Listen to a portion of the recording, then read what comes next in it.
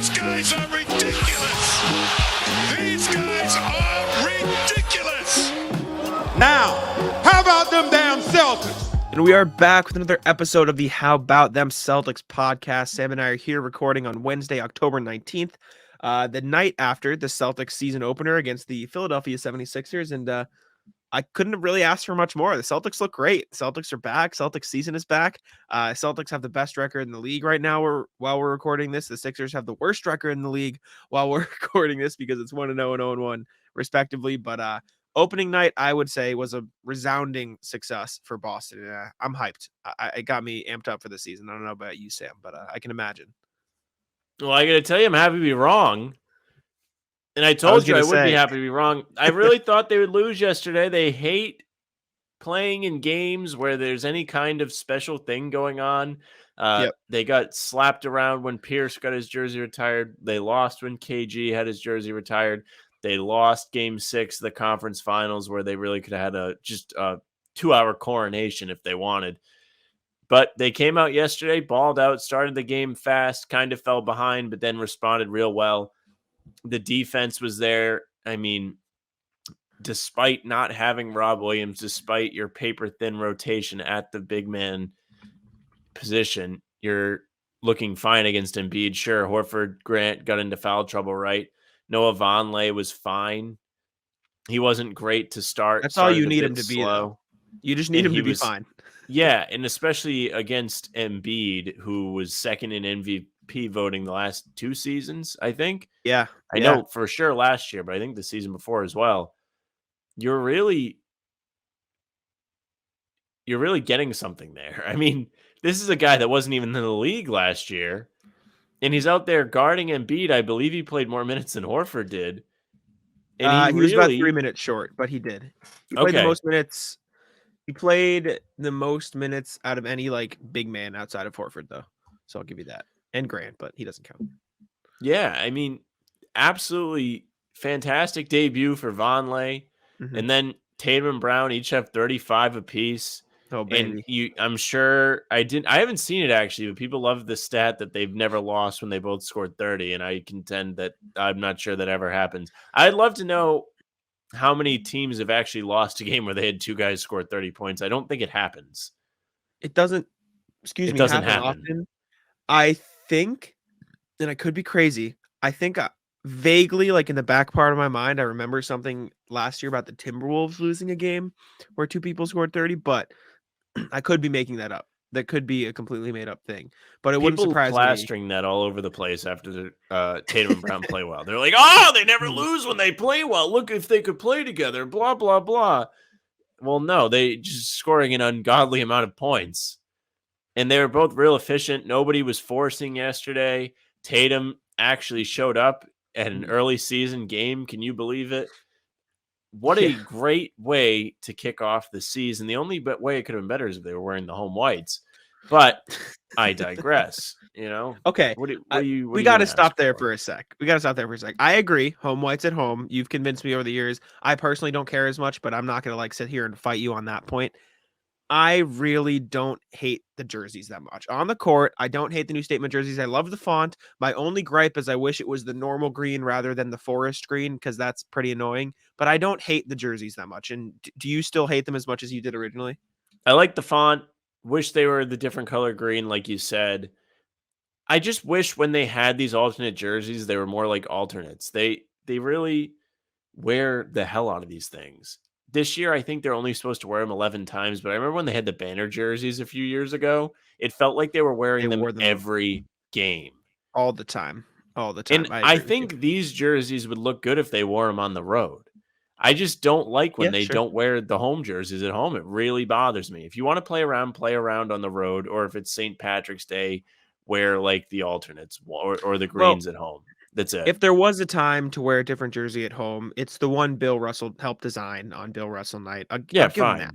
Give him that. That can be the exception. But anyways, back to opening night. Big win over the 76ers. Like you said, Tatum and Brown dropped 35 points. But, and this is a big one for me, the key to Jayson Tatum and Jaylen Brown scoring 35 points apiece is they drove the basketball, Sam. What were we begging them to do all last season? Well, Get to the drive, rim, but also not only make their get to the rim, layups. exactly, finish at the rim, and they did that. Jayson Tatum looked for the floater. Jaylen Brown got inside the arc and worked. I mean, hell, you saw Jayson Tatum pump fake a three, step in and take a mid-range shot, Sam.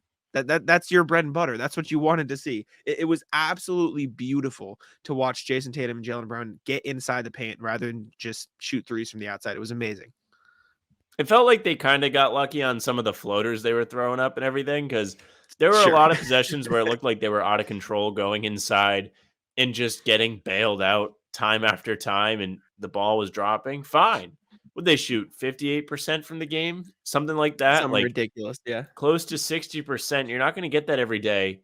However, they were still getting good shots. They shot upwards of 73% from inside the arc last night.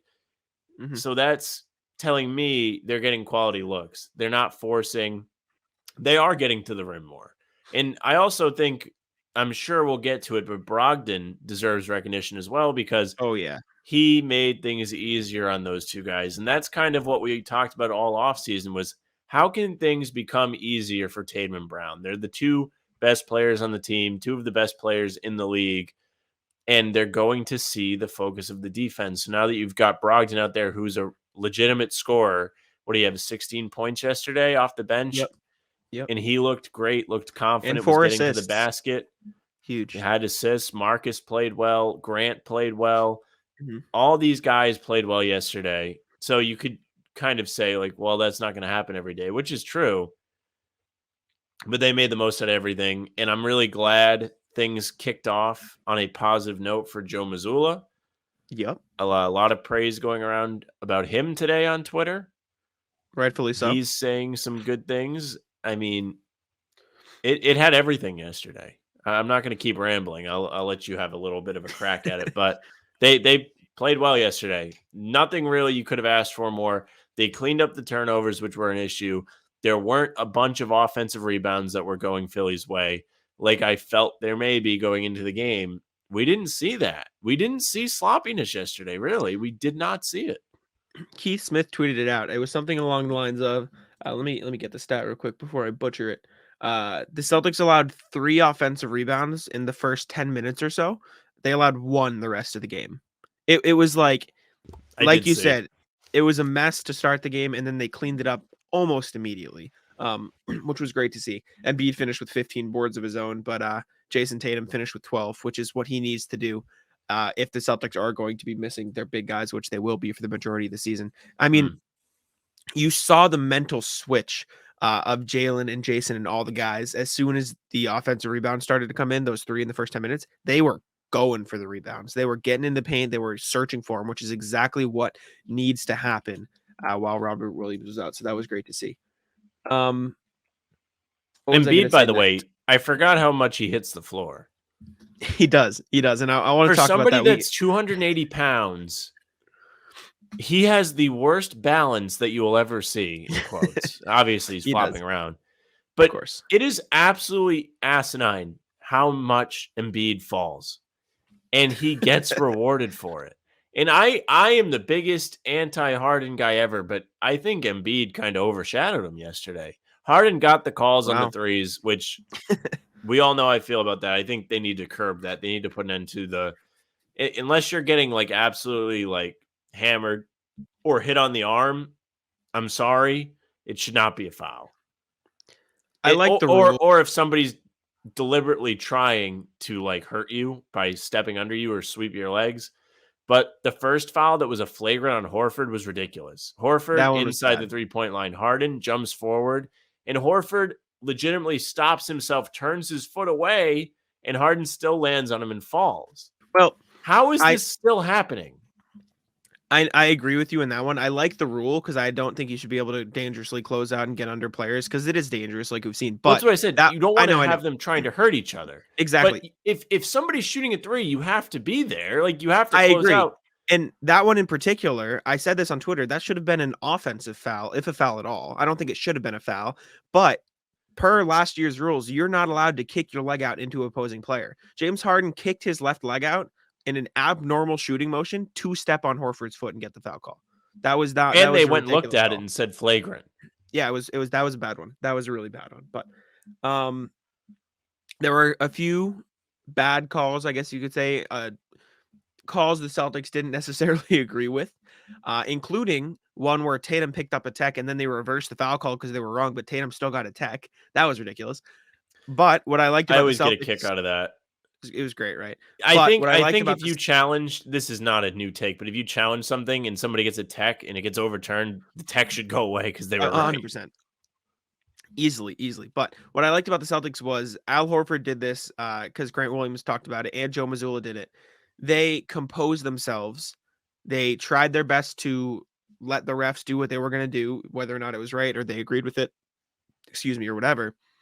And they moved on with their game and they played their game. And that's exactly what needed to do. Also, I'll say if you're watching on YouTube, I apologize if you see me mute and sniffle or anything like that. It is freezing and my nose is running, so I'm dying a little bit out here. It's very cold in my room. But anyways, moving on. You mentioned Brogdon. I do want to circle back to that before we get into the Smart Embiid incident because we're obviously going to talk about that as well. Malcolm Brogdon looked like everything you wanted him to be coming into the season. He was as close to perfect as you could possibly ask for, in my opinion. I tweeted that out. He passed the ball well, but more importantly, in my opinion, he was able to be a secondary creator. As soon as he got the ball in the corner or on the wing, he was driving to the paint and he was doing, stuff with the ball that other offensive options on the Celtics couldn't do last year. And that's exactly why they brought him in. He's the perfect complement to Jayson Tatum and Jaylen Brown. And his impact was felt immediately. And I think if he can continue to be at this level and he plays enough games, I think he could be in the running for Sixth Man of the Year by the end of the season. Well, not only that, but he stepped up at an important part of the game. Throughout the playoffs last season, we would talk about, obviously, okay, if they kicked a game away at the end, right? But that always is not it. There are crucial moments throughout basketball games where it's important for teams to execute and score, and it can save a game. And in the second quarter, we saw Philadelphia kind of heating up. I think they made like 8 shots in a row or something crazy like that. And Malcolm Brogdon came down and scored 2 or 3 in a row on his own. And he really looked comfortable after that. And then he started getting to the basket. It's crazy how quick he is because you kind of didn't know that or not know that. I didn't but you weren't expect him to be that quick. It wasn't looking you right in the face when he joined the team. And he was free. They gave up, reminder, they gave up nothing for Brogdon. Nothing. And he was excellent yesterday. And hopefully he continues to do so. Mm-hmm. I agree. And a quiet shout out, I guess, to Grant Williams, because I didn't know he had 15 points. Like, that was the quietest 15 points I've seen in a long time. He ended up shooting, let's see, from 3. 5 for 5. 5 for 5 from the field, 3 of 3 from 3-point range, 15 points. He didn't rebound much. He didn't dish out assists or anything, but you don't need him to. You need him to play defense, and you need him to shoot threes and score the ball. He was great off the dribble. He had that nice reverse layup. He looked like he was starting a contract year, and that's because he is. The Celtics and him didn't come to agreement on an extension. I know. I agree as well. You know me. But it looks like he's ready, and I have to assume the Celtics are good and hoping to match in restricted free agency next year. Because he looked great in the opener. I thought Grant did everything he was supposed to do very quietly too, in a quiet 24-ish minutes. And he was doing everything they needed him to do. He played pretty decent defense. He was making his shots, obviously shooting 100%. 3 of them were from downtown. And again, the creation you saw yesterday, he hit a step back 3. He pump faked, let the defender go past, sidestepped and stepped back and didn't even hit the rim. Swish. He made the reverse layup off the cut, which was off a drive created by a pump fake, if I'm not mistaken. Yeah. These were the things in the pregame that I was talking to Tim about before you got there. We saw shades of this in the preseason. He has taken what the defense is giving him. Now everybody's aware he can shoot the ball. Shot over 40% last year, right, Jack? From 3, yeah, he shot 41%. Or close to it. 41. Okay, 41. Give Everybody knows. Secret's out. Now you have to guard him. So what does he do? He goes over the offseason and gets better at making the defense have to work. You can't just fly out and close out at Grant because he can take you off the dribble now. He can finish around the rim. I mean, we saw in the preseason, we saw him put a nice move on Charlotte hesitating at the 3-point line, driving, getting an easy bucket. If Grant continues to do things like that, he's going to be a real force off the bench. He's not just going to be a PJ Tucker where he's just standing there. He's going to be able to get his own looks. That's huge. Yeah. It's a shame they didn't pay him, man. I don't know. What are you benefiting from that if you're the Celtics? Nothing. I don't think, unless he really hurts himself, which you don't want, there's no way they benefit from this. Yeah, I mean, I thought they should have paid him. But it is what it is. They'll probably look to match in restricted free agency. And maybe it wasn't necessarily on the Celtics side. Maybe if you're Grant, you're betting on yourself and you're hoping to make a little more money after a good season this year because he's going to have more stuff to do with Robert Williams out, more duties on the team. So it's possible that played a part in it as well. So you have to consider that. Side note, I did want to talk about Hauser because we didn't really see much of him. We saw very minimal, Hauser minutes. 3 minutes, 19 seconds is what he finished with. He didn't get a shot up. He picked up a foul, and that was the only stat he earned. What do you make of that? I mean, we were on here spewing 10 points per game for Hauser, which now seems a bit foolish in hindsight. But I don't know if it's foolish, and I'm going to tell you why. Okay. The matchups last night did not call for Hauser. It didn't make sense. What are you going to do with him out there? If you have Embiid working in the post and you have to double team and help on him, is Hauser the guy you want to send to help? Is Hauser the guy you want to put in rotation? No. It just was a game where he didn't really fit into the team's best interest.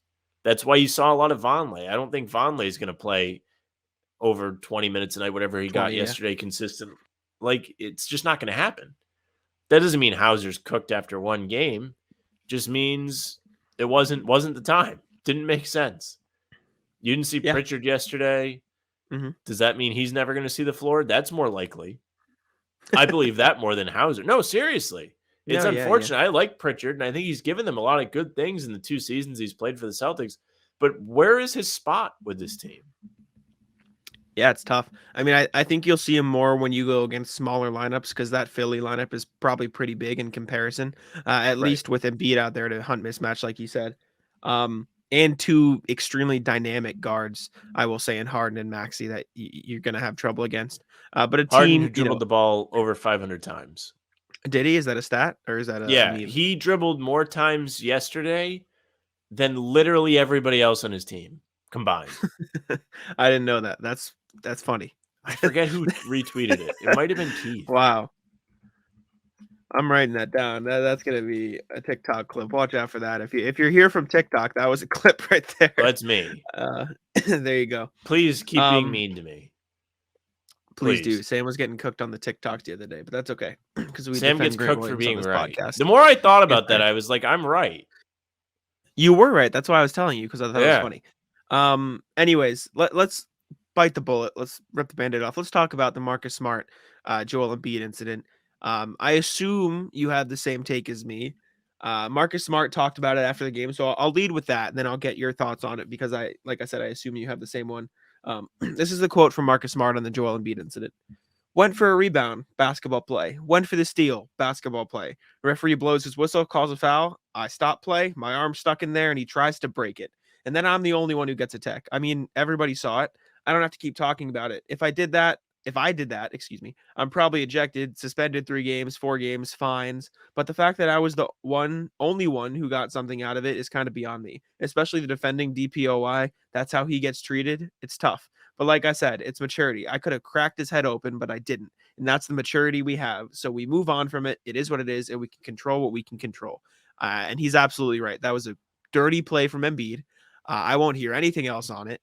And then, as Grant Williams said, Embiid fell over when Marcus Smart grazed his ankle. If you look at the replay again, he grazed it. He didn't even grab it. He barely touched his ankle. He fell the wrong way. Exactly. He fell the wrong way. It was a FIFA fall. He realized what happened and said, I have to sell this, and then fell the wrong way. It was absolutely garbage, and it was made worse. The fact that Smart, got a foul on that because it wasn't a foul. Or actually, no, it was a reach-in foul. No, that's a foul. We talked about, I believe it was Gabe Vincent that went down and tripped somebody in the playoffs last year, and it was a big thing. I think they called a flagrant. on something very similar. So I thought he would get a flagrant. He got a tech, so I guess it's a little different. Yeah, but regardless, Embiid should have gotten a tech for swinging Marcus's arm like that after the whistle. Absolutely, 100%. It was dangerous. It was absolutely dangerous the way he had his arm caught. Embiid knew what he was doing. I don't think Embiid's a dirty player, but that sequence there was kind of dirty. And they have a history of getting into it. There's beef there for sure. So why? I mean, Marcus is right. If he does that, people are saying how he's a dirty player. I mean, he dove for a loose ball into Steph Curry, and Curry got hurt last spring, and people are calling him a dirty player. Yep. Really? He's a dirty player, but there's nothing wrong with that? And in the popular opinion is not that there was nothing wrong with that. It's just crazy that there was nothing done about it in the game. And they looked Exactly. I agree. And Marcus was right. If he did that, he would have gotten fined or something, or that's what I'm saying. Rejected. He did something last season where he just made a basketball play and dove after a ball, and everybody was out with pitchforks and torches because he hurt Steph Curry. And he didn't do anything. He didn't do what Embiid did yesterday. Yeah. He just was playing the way he plays, which is why everybody here loves him so much. And everybody was painting him as the bad guy. Did an injury happen? Yeah, he didn't do it on purpose. He was just making a play. There's nothing wrong with what he did. Embiid was completely different. The play was dead. His arm was stuck. And if anything, even if it wasn't dirty, what he did was unnecessary. It was really, it was like an exaggerated movement, maybe a flop, to try and get attention that they were tangled up. Yeah. I thought it was dirty. I think he definitely knew he had Smart's hand in there. He yanked it too. Smart like extended his arm in a bad way that could have been a lot worse than it was. So hopefully he's fine moving forward. But it was ugly to watch, and it was nice to see Jaylen Brown go over to defend him though, because Jaylen Brown marched right over there, pointed his finger in Embiid's face, and told him off, which was fun. I'm honestly surprised Jaylen Brown didn't get a tech too at the situation. I thought all three should have gotten techs, but just Marcus, apparently. Just Marcus. Well, that was clearly phony because everybody knows all those guys hate Marcus. They can't stand him. The refs? I mean, that's all the narrative has been for years, is how much they hate Marcus Smart. And that, I'm being sarcastic. You look very okay. concerned. The Celtics players. I thought you were talking about the referees. I was confused who you were talking about. I get it. The horror on Jack's face when I'm just being sarcastic. Well, I was just like, what is this guy talking about? No, those guys have. I mean, that's exactly what Brown should do. That's your teammate. He's being treated unfairly. He's in a hostile situation. You go in there and defend him. Absolutely, excellent job, well done. And also to circle back to the Sports Illustrated cover, the three had. The report was it was supposed to be just Tatum and Brown. They said no, Marcus is in this too. So. This is your second instance in, I don't know, maybe month and a half where you've seen like a real public camaraderie or defending of Marcus Smart. People love to try and drive the wedge. Oh, these guys hate each other. Oh, Marcus isn't a real point guard. Oh, Marcus isn't a leader. Well, they all think so. And you know what pisses me off? Marcus Smart played really well last night. Let's not gloss over that. I thought he was great. He didn't shoot the ball well, but he's not going to. He's Marcus Smart. If you're expecting him to shoot, 38% from three at this point, you're just, I don't know what to tell you anymore. But 14 points, 3 rebounds, 7 assists. But the entire narrative since Brogdon has joined the team has been, oh, the Celtics finally have a real point guard. That is, I just think that's the most bogus narrative that everybody in the national media continues to push. You heard SVG on the call talk about it. Brian Anderson, both of them. Brian Anderson not on the call yesterday. Who was we were all blessed. Ian Eagle. Oh yes, love. Who's just as bad national basketball wise. All right. But my point. No, I'm not done because there's a lot to complain about here. One, all right. If you're going to make a game national and have it be exclusive rights, at least don't have it be a dumpster fire. We're sitting there watching this game. I'm wondering if my TV's off. So is everybody else because the audio was out of sync. You were having the game spoiled for you if you weren't deaf. You could hear if the shot went in as he was going up to take the jumper. How are you going to rob fans of a local broadcast with Mike Gorman and take the exclusive rights if you cannot get the sound right? Not only that, now, I do understand there was a ring ceremony on the other coast, so you're not going to get the A team. Yeah. But if you're going to rob us of one of the all-time greats, I mean, at least it wasn't Brian Anderson, who has been calling the MLB playoffs and just encapsulating every moment of excitement to the finest degree. You are not a Brian Anderson fan. No, he's horrible. None of the national guys are really good except Harlan. I like Breen. Yeah, Breen. Breen's excellent. I meant on TNT. Oh, Please okay, do not think I had no respect for Breen. Mark Jones is okay. Like, I like Mark Jones actually a lot. Yeah, when Mark fine. Jones and Doris Burke do the broadcast, I enjoy it. But anyways, I don't know. Stop screwing around. I mean, you have one of the best broadcasters of all time. You're robbing us of, and you can't even get the sound on your game right. The sound was infuriating. Mediocre commentary team. You've got the sound off. You've got all these crappy camera angles. I regretted not buying a ticket to the game yesterday more than you would believe. I was thinking about it when the schedule dropped. I was like, do I want to go? Do I want to go? And none of my friends wanted to cough up the money, so I didn't go.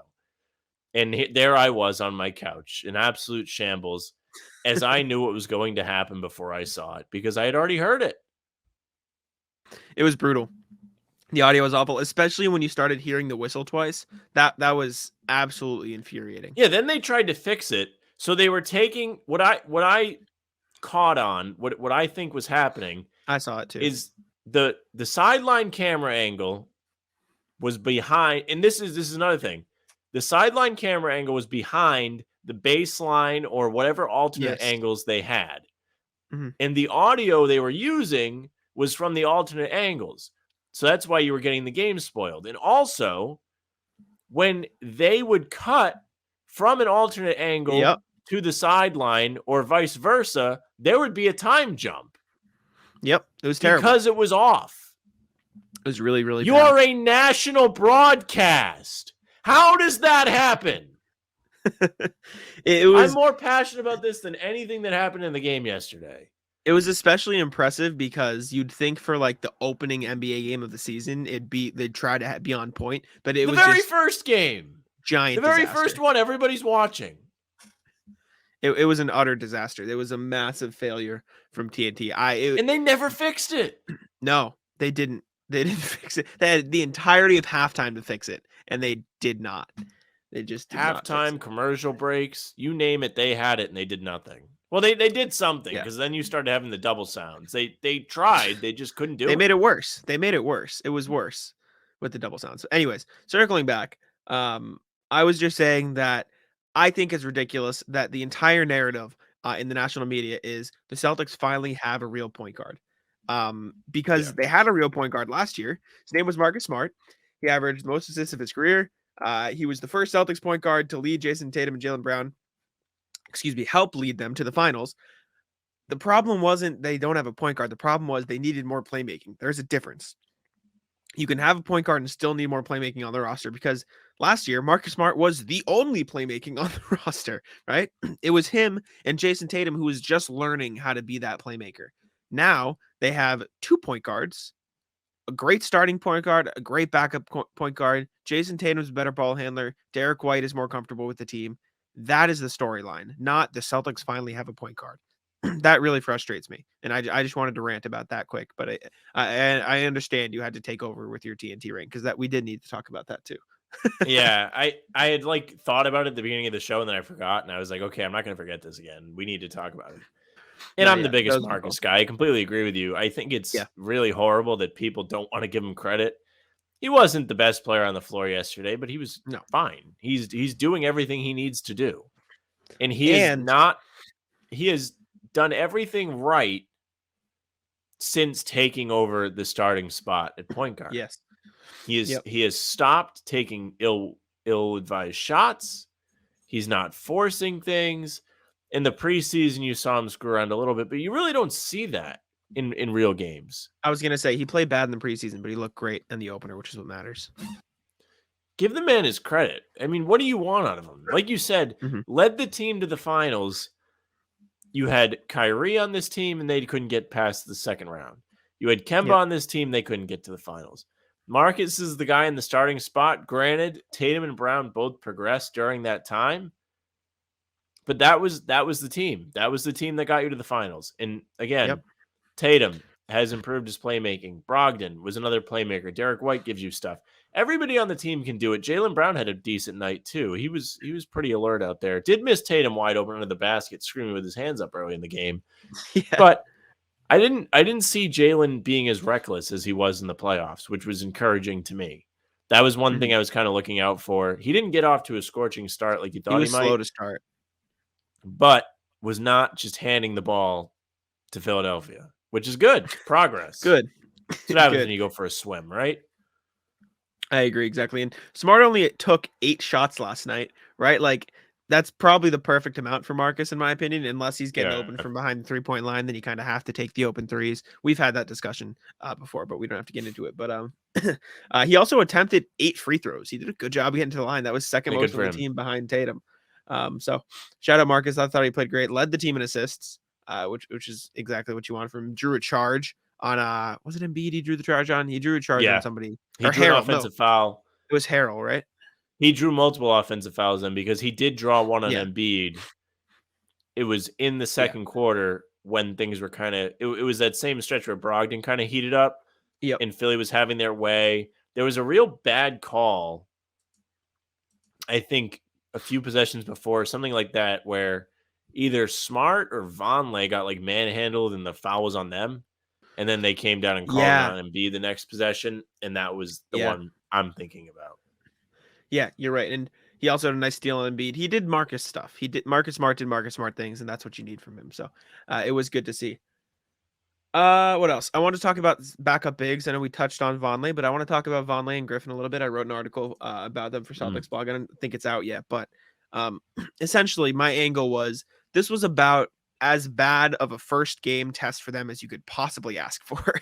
You're forcing a guy who played in China last year and a guy who's 4 or 5 years past his prime to start their new roles as the backup big guys against Joel Embiid with Al Horford in foul trouble early. So you're asking Vonleh to play 20 minutes. Griffin only played 8, but he got thrown in there a little bit.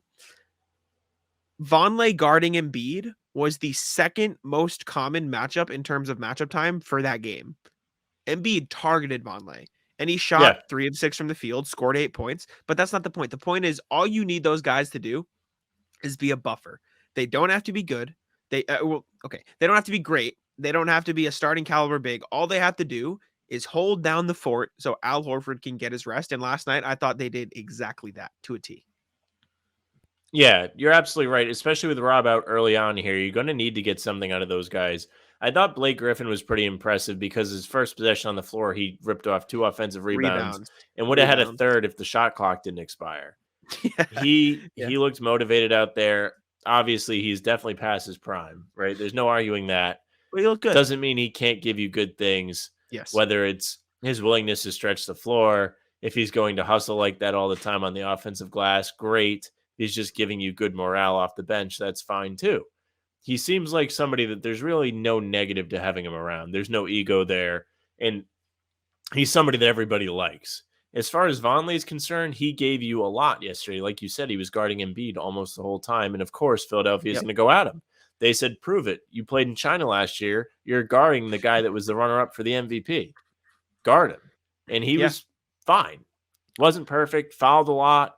Got in foul trouble. He looked lost on offense a good amount to me. Did you catch that he looked like he didn't know where he was going on offense? He looked a bit scrambled at times, yes. Yeah, he just seemed to be in the way at times on offense, which I'd imagine is only going to get better. I would hope so. What they needed him to do was defend, and he did a decent job. Yes. Right? The offense will come. Not being in somebody's way will come. You'll get there. It's good for him, man. Good for him. He's back in the league. Glad to see a local guy on the team. I'm always clamoring for that. I think it's just a nice story. I love a story. Yeah, absolutely. Except when I have to start hitting the keys. Right? The thing I said, I wrote this. You need Griffin and Vonleh and Cornette when he gets playing time, if he gets playing time, to do three things. You need them to defend in the system at an adequate level. You need them to crash the glass, and you need them to not foul. I think those were three. Then the not foul, I don't think was it. Oh, screen. You need them to set pick and rolls, picks really well for Tatum at the elbow, because they did that a lot. They're doing a lot of those flare screens, as Adam Taylor taught me they're called, because he's a legend. You need them to screen well, you need them to crash the glass, and you need them to defend in the system. And Vonleh, 1, 2, 3, checked all those boxes for me. And Griffin didn't really have the chance to do some of those things, but he rebounded the hell out of the ball. He finished tied for second on the team in rebounds with 5 last night in 8 minutes. So good things from both of them. I was very happy with how they did. I saw some Vonleh hate after the first stint, which is fair because he came in the game. Yeah, and he looked lost. Shaky, but guys in my group chat were lighting Vonleh on fire yesterday. They were not happy. Yeah, I mean, like I said, if your first test after playing in China for a year is Joel Embiid, you got to give a guy a little bit of a break. You got to give him a little bit of a break. Come on. I thought he played well. That was one of the reasons I thought they'd lose yesterday. I just didn't think they had the staff. Quite frankly, yeah. Somebody's gonna get in foul trouble. Horford did. He was out quick. And you saw Vonleh come in. Vonleh, geez, Sam. Grant got in foul trouble. Yeah. He was out of the game until like halfway through the third quarter. It just wasn't going well. And they were solid enough to keep it from being an avalanche. And that's what they needed. Again, crucial stretches happened throughout the game, just not at the end. And the Celtics came and showed up in those crucial points of the game. And they won. Really well. I was very It allowed them to break the game open. Absolutely. And I was smiling at my phone, not Celtics related, but Miles Turner has been ruled out of the Pacers season opener after spraining his ankle during pregame warm-ups. that poor dude. He missed 80% of last year, and now this. It's rough scenes for Indiana. But anyways, back to the Celtics. I just thought that was Jack laughing at somebody hurting themselves. Take it down. Yeah, guy needs a break. Joe Mazzulla, I want to talk about him as well after the game. A lot of great things. I mean, interim head coach. He's now the winningest head coach in NBA history in terms of percentage. Fun fact. Well, that's when you hang it up. Exactly. He's got to retire 1-0, hold that record. But no, seriously, Mazzulla in the locker room afterwards, saying all the right things, presenting himself in the right manner, hyping the team up, saying, we did everything we needed to do. We can keep playing like this. We can play in so many different ways. The team pouring water on him afterwards. Everything looks like Mazzulla is going to be a phenomenal head coach for the Celtics team. And that couldn't make me happier after the rough offseason the Celtics had with the coaching staff. Yeah, he looked comfortable. There were times in that game where things needed to stay close, adjustments needed to be made. And he did it. The rotations were fine. I didn't love that neither Tatum or Brown were in the game in the beginning of the fourth quarter. That was dangerous. He was playing with fire, getting them some rest. But they managed to stay afloat. And I guess now that you have Brogdon, you might be able to pull that off. Yeah, but a little more creation. In a game like yesterday, you just kind of want to put it to bed. He played with fire. He absolutely did. Besides that, I thought he was fine. The defense looked coherent. Right? Everything was a well-oiled machine. The shots the Celtics were getting were good. He's got plenty to do with all of that. It's good the guys are listening to him. You got to hope that they don't get burnt out. I don't think they will. I think everybody's kind of in on this. They realized how close they got last year and kind of kicked it away. They came ready to play. They came in with a chip on their shoulder. Good. That's not what I thought would happen. I'm glad I was wrong yesterday. Yeah. I was very glad you were wrong, and I was glad I was right because I got it, and I'm hyped. But well, now it's time for me to start being right because then I just said they're going to beat everybody. Exactly. So speaking of that, I do want to wrap up with a little bit of a preview of the next two games. I know we talked about our predictions. I said a loss to Miami to win against Orlando. I might be feeling the Kool-Aid, drinking the green Kool-Aid a little bit. I think they should be good to go, but they can't win every game. They're not going to go 82-0, so you got to pick your spots. They got Miami in Miami, and then Orlando in Orlando. Florida road trip here. I know you've predicted 2 wins, but I want to talk about what we think some of the rotations could be like because Miami is a very different team from Philadelphia. They don't have as dominant of a big man as Embiid in terms of scoring. They've got a relatively small lineup outside of Dwayne Dedmon and Adebayo in general. So I think you could see more room for Hauser minutes. What guys are you looking to step up in these two games in terms of like the deep bench? Do you think any of those guys, Hauser, Pritchard, et cetera, could get those minutes?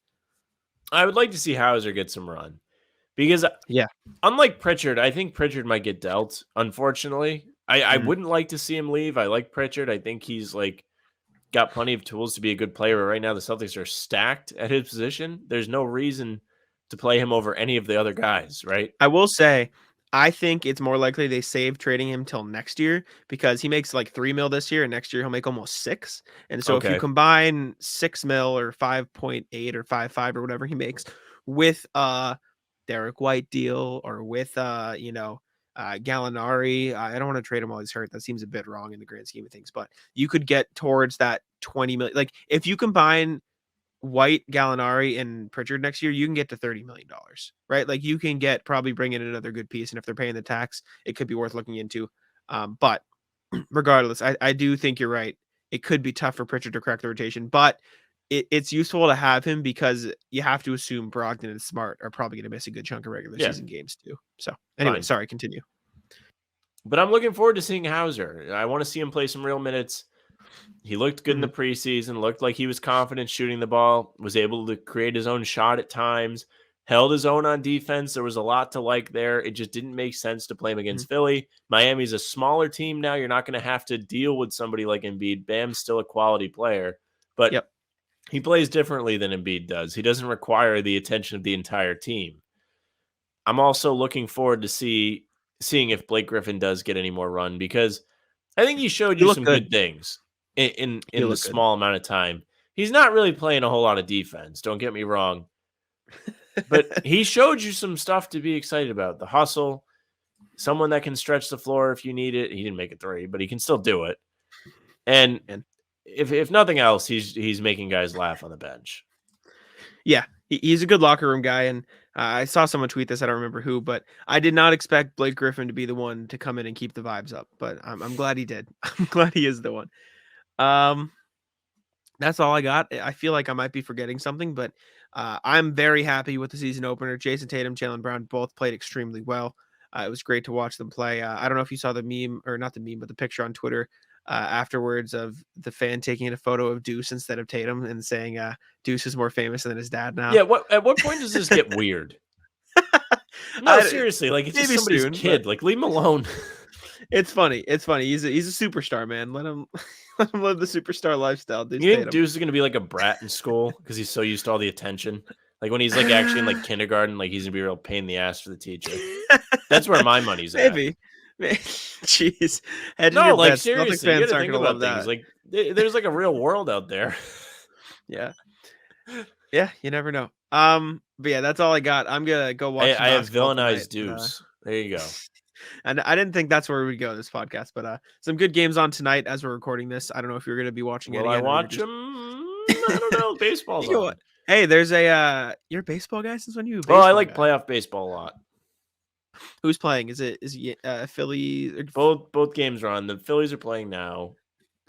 Did this die? Who won the Yankees game yesterday? The Yankees won. That's true. So they play again today. I can't root for anybody that comes out of the American League now. Both teams are L's. Like I don't like the Astros. Fun teams are in the National League, anyways. Exactly. I'd be happy if the Phillies or the Padres won. Honestly, Dodgers lost. I wanted the Cardinals win to win going into it because you had a send off for 3 guys playing their last year. Seattle was another team that was interesting to watch because they were kind of a surprise. They were fun, Cinderella type team. And I agree. Didn't get it done. I think the Phillies are fun too. They haven't won in a long time. That could be fun for them. 2008. I don't know. As long as the Astros or Yankees don't win, then I won't care. I just those two and the Dodgers, you have to root against. I think it's hard not to. So that's where I'm at. But basketball, though, there are some good games on tonight, even for someone like you who doesn't necessarily like to watch. I'm intrigued by the Detroit-Orlando game. That's what I was going to bring up. Yeah. I have it on to the side right now. It hasn't started yet, but Paolo Banchero, Cole Anthony's fun. Franz Wagner, and then your guys on the Pistons. I know you love the Pistons, but even past that, Pelicans Nets will be a fun one. I mean, even if you don't like the players, Zion's I was looking to bet today because I like to bet basketball, especially early in the season because people don't know what's going on yet. But this year there are so many good teams to where it's tough to bet. It's very like that tough, line on Brooklyn, New Orleans is only 3, and like Joey Public will tell you, oh, that's not what you want to see. That we had Philly's first 5 innings and they are getting beat. Yeah, I got you. I mean, like, you want to take the Nets at -3, but you don't know. Like, that New Orleans team is good now. Like, they should be good. They were decent to end the season last year. They're kind of deep. They have a lot of solid players. Zion looks like he's actually in shape, much to my surprise. And he looks real good. Yeah, he looks. I'll eat it, dude. I said I don't believe in guys coming back from being fat, and there he is. He looks slim. He looks phenomenal. That's an interesting game. The Phoenix game is interesting because the way the season ended last year. Believe it or not, the Knicks are the game that's on national TV. Well, they got Ja Morant. I'll give Ja Morant the credit for that. Yeah, one. Ja's fine. The line on that game is kind of close. Yeah, outside of that, I'm excited to watch the Pacers. But I like Tyrese Halliburton, so that's my excuse there. Minnesota plays tonight. Rudy Gobert in a T-Wolves jersey. The NBA season this year is very exciting. And the Lakers lost. I forgot. We didn't even crap on them. And LeBron's already complaining. You have we're going to talk about this. JJ Redick today saying, leave him alone pretty much. Stop being mean to LeBron is what he said. How about LeBron take some ownership of what's going on here? He is the architect of this team, and no one should be fooled by that. He shows up somewhere, and he is in on all of the moves that are made. He was in on the Westbrook thing. They were ready to go and get Buddy Hield, who would have been a better fit next to him. And he said, no, I want Westbrook, and Westbrook's been horrible. They've been Pat Bev, who I like, but not on that team. It doesn't make sense. They have all these guys that came around LeBron who serves best as a distributor or plays best when he has guys to distribute to that can shoot, as anybody would. And you have nobody around him that's going to shoot. Anthony Davis, I mean, how great is he at shooting? Except for, who got 17 minutes off the bench? Did Matt Ryan play well? 17 minutes. He didn't play necessarily too well. He shot 1 for 4, 1 of 3 from 3. But they were, I watched some of the game. They were running plays for Matt Ryan like the Heat did during prime Duncan Robinson. He was like a part of their offense. It was very funny, very entertaining to see. But yeah, so Matt Ryan was a big part of their game plan, which is funny. I'm rooting for Matt Ryan. I don't care if he's a Laker. I love Matt Ryan. I thought it was a great story. He's fun. So excited to watch him play. Well, that is the duality of men. Because I am not. So. I suppose it is. That's all I got, though. Detroit Orlando is going to tip off here soon. They're doing intros right now. If you're interested, starting Jaden Ivey and Cade Cunningham in the backcourt, that'll be fun. But yeah, that's all I got. Anything else you wanted to bring up before we get going? No, I don't have anything today. I don't know. I'll tell you what, traffic sucks. I've had to start sitting in traffic now. Brutal. And I'm not used to that. Mm-hmm. Traffic sucks. I agree. I mean, I had to think about whether I wanted to pee before I left work today. I'm just used to leaving my house and nobody's on the road. How long's your commute? To work? I don't know, maybe 35 minutes. Home, it took me 50 minutes. 50 minutes to get home today. Brutal. That is tough. Yeah, it takes me a while to get to my job too, man. I got to go from my bed to my chair. Just roll out of bed. It's tough. I work from home twice a week, so that's me. That is nice. But anyways, we appreciate you guys listening, tuning in. Like I mentioned during the middle of the show, check out the TikTok, the Instagram. We're getting some growth there. We're trying to, at the very least. YouTube Shorts too, if you're into that. We're posting YouTube Shorts. Shorts do well, and the videos they do well. One did 1.2K views the other day. So it was me. It was you. There we go. Sam's famous. But yeah, we appreciate you guys. I don't even remember. Brown, Grant Williams, maybe. Sam Hauser. I think it was Sam Hauser. Okay. Anyways, we appreciate you guys for listening. Thank you very much. I'll throw it over to Sam. Yeah, thank you very much for listening or watching. If you're watching, you're on the How About Them Celtics YouTube channel or Boston Sports. Regardless, make sure you subscribe and follow us there. You'll get to see our pregame streams with Jack and I and an assortment of Tim or KJ joining us, or maybe neither of them, or, at least two of the four of us. Some combination. We promise. Some combination. You can also find that on Twitch. Is that How About Them C's? How About Them Celtics? What is the Twitch? How About Them C's on Twitch? Yes. How About Them C's on Twitch and Twitter and Instagram and TikTok. There you go. You can find all kinds of content there. If you don't want to get it there, you can get it from Jack and I. If you want it from Jack, you can follow him at Jack Simone NBA. He's doing all kinds of work for Heavy. And you can follow me at Sam LaFrance NBA. I tweeted a little bit during the game, not as much as Jack. Jack put up better numbers than I did. Every 5 seconds, Jack was tweeting. Tweeting, but I hope we made you laugh today. That's it. Bye. Tic-tac-toe. Come on.